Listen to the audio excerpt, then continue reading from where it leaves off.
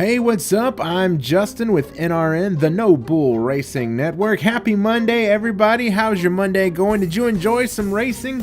Having racing on a Monday? Man, it's weird to be doing a recap right now. I feel like I'm late with this, but then again, it's also very weird to have a snow delay at a Martinsville race. That's just weird to me, but we've had some weird weather around here lately here in the South. So it was a doubleheader today from the Martinsville Speedway with the truck race earlier this morning and the cup race just finishing up.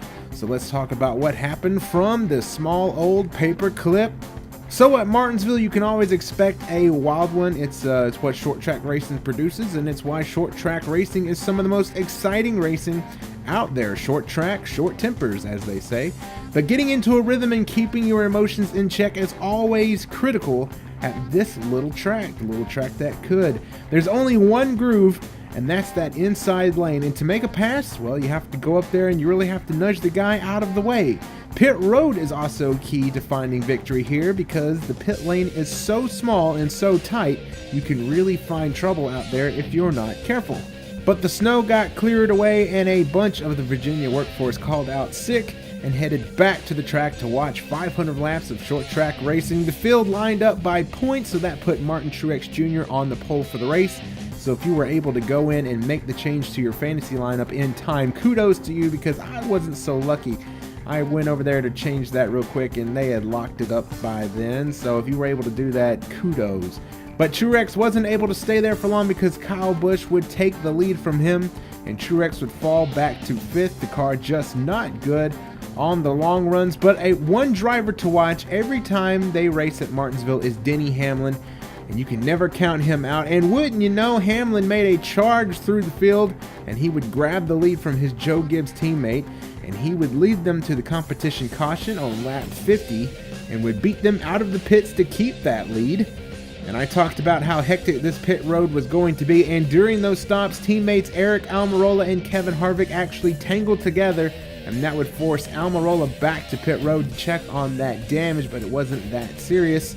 But Hamlin would lead the rest of the stage, but Brad Keselowski was right on his tail the entire time. Keselowski seemed to have a better car than Hamlin, but he just couldn't get around him and make that pass. Hamlin and Keselowski went at it pretty hard in that closing stage, but Denny Hamlin would win stage 1. The field would hit the pits, but it would be Ryan Blaney beating the guys off of pit road with a great stop. Hamlin would be 2nd, Keselowski and Clint Bowyer would be 3rd and 4th.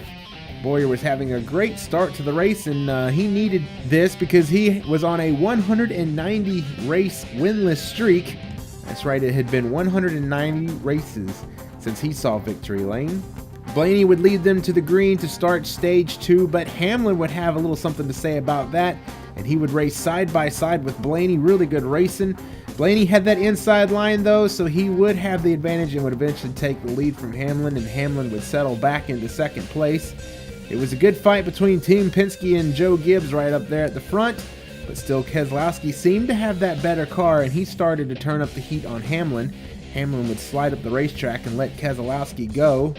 He'd fall all the way back to 5th after winning that first stage. But Clint Bowyer, he started really flexing his muscle and was able to get around Brad Keselowski and set sights on race leader Ryan Blaney. But it would be Blaney that would hold on to win stage number 2. And this is pretty odd to say about Martinsville, but man, the race had been clean and green to those first 2 stages. There really were not any incidents at all. But where Hamlin dominated stage 1 and Blaney dominated stage 2, Bowyer would dominate stage 3, and he would fend off Kyle Busch to break that 190 race winless streak.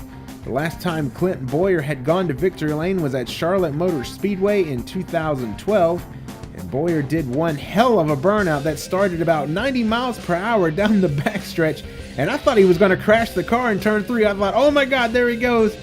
But he held on to it, put on an impressive burnout there, and you could tell he was happy to get that grandfather clock. What a trophy. There was a little moment, by the way, between the 11 of Denny Hamlin and the 4 of Kevin Harvick at the close of the race. Those two had been racing each other pretty hard, and it looked as though Harvick had enough of Hamlin's mess, so he brake checked him, and that really tore up the front of Hamlin's car. Hamlin said that Harvick was a really classy guy after a move like that.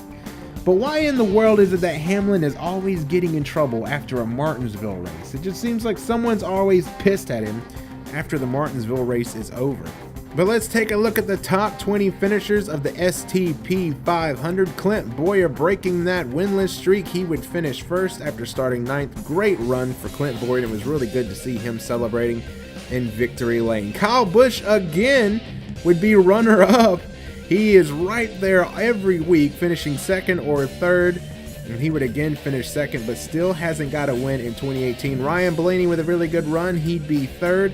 Martin Truex Jr., who started from the pole, he would be 4th. Kevin Harvick would be 5th.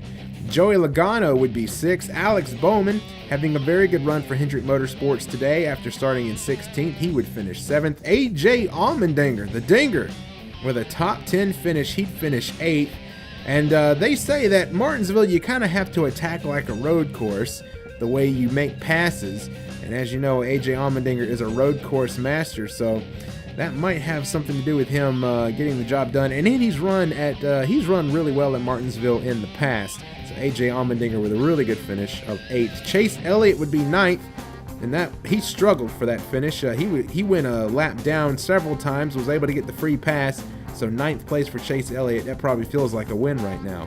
Brad Keselowski would finish 10th. His car just kept going away with him the longer it would run, and he was just holding on to everything he could to keep those spots. So he would finish in 10th. Kurt Busch would finish 11th. Denny Hamlin would finish 12th. That was partly because of that damage he received. He just started dropping like a rock. He would end up in 12th position. Paul Menard would finish 13th for the Wood Brothers. Eric Almirola would finish 14th. Jimmy Johnson 15th. He was never much of a factor, and I really expected him to run in the top 10 most of the day. Kyle Larson would finish 16th. Eric Jones 17th. Daniel Suarez 18th. Ryan Newman would be 19th. And the young William Byron, driving that number 24, would finish in 20th. That is your top 20 finishers from the STP 500. But it was a good race. I thought it was a pretty decent race. Weird to see a short track race like Martinsville with a long green flag run. Multiple green. It was pretty clean and green like most of the races have been this year. There really hasn't been a lot of crashes out there. Everyone's driving pretty clean. Tempers really didn't flare up all that much other than Denny Hamlin and Kevin Harvick kind of getting pissy with one another. But it was just a very odd Martinsville race, one that I hadn't seen in a while. Other than the competition cautions and stage cautions, there was really only the one caution for Jamie McMurray, who was spun by Austin Dillon. Next week, we're off for Easter, so there will not be any racing. But when NASCAR returns, they'll do so from the Texas Motor Speedway, and perhaps another mile and a half where Stuart Haas can get another win, because they right now are the best team out there. They've won 4 out of the 6 races this season. Before the Cup race, though, the Camping World Truck Series took to the track to get it warmed up. John Hunter Nemechek would win the race in his Chevy after starting in 8th. And get this, Kyle Benjamin, who made his first ever NASCAR start today, he finished a very impressive 2nd place. That's right, 2nd place for his first ever NASCAR start.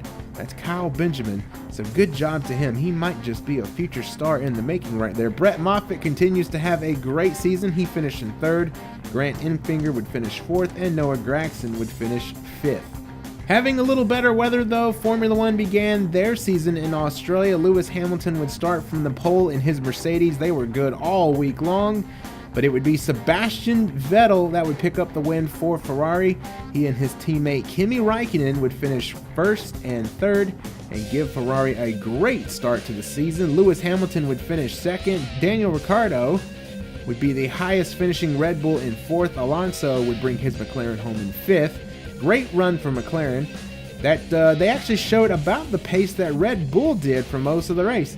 Max Verstappen would finish 6th. Hulkenberg would be 7th. Valtteri Bottas did not have the start he was looking for in his Mercedes. He would finish 8th. Stoffel Van Dorn would finish 9th, so both the McLarens would score points. That is a big change from where they were last year, and Carlos Sainz would finish 10th. And Haas really ran well with Magnussen getting into the mix, but the 2 bad pit stops with faulty equipment would cost both of the Haas cars a shot at the points.